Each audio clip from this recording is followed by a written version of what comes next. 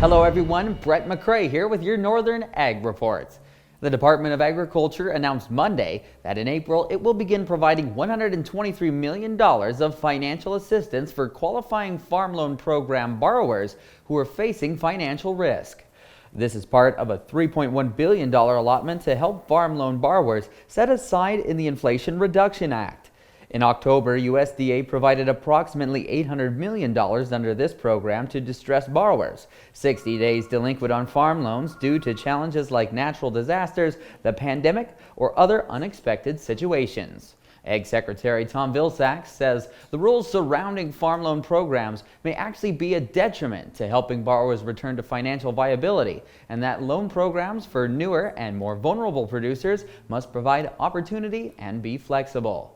At the state FFA convention last week, the 2022-2023 state officer team gave their retiring addresses after a year of service to the Montana FFA Association. Retiring parliamentarian Anthony Hernandez was the first ever state officer from the Little Bighorn FFA chapter. One thing that I really like to share with members is to live your life 100% unapologetically yourself. Be the same person who you are inside the jacket and outside the FFA jacket. You can find the new state officer team on northernag.net. Back in an hour with your markets. We asked Montana farmer Walt Sales about the challenges of mental health in agriculture.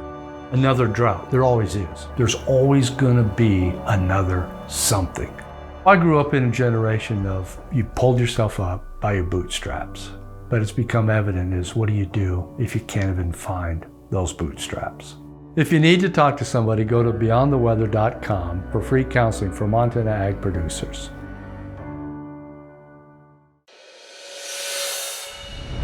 Hi everyone, Brett McCrae back with more ag news and your markets. A new report from CoBank identifies 3 emerging trends among customers of agricultural retailers and what they could mean for providers of those farm inputs. The large rural credit provider says customer needs are changing as more farmers want to manage their input purchases electronically compared to in-person transactions. Additionally, other risks to retail businesses include lower expected industry working capital and rising property insurance costs. Furthermore, CoBank predicts that more favorable weather will allow for better production but lower grain prices this year. The credit provider says that given those emerging risks, traditional business models could be challenged in the future. Cattle markets were mixed Tuesday. In the absence of cash cattle trade, there was still some optimism in live cattle contracts after Monday's momentum. At Larson Ranch, Angus and Rosebud, 130 yearling bulls averaged $6,350 a head. That's almost 36% higher than the average from last year.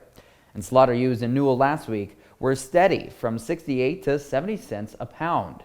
Wheat markets continued to gain ground Tuesday. Feeling better about financial markets and the banking system, traders have turned their attention to bullish weather for winter wheat and historically tight domestic supplies.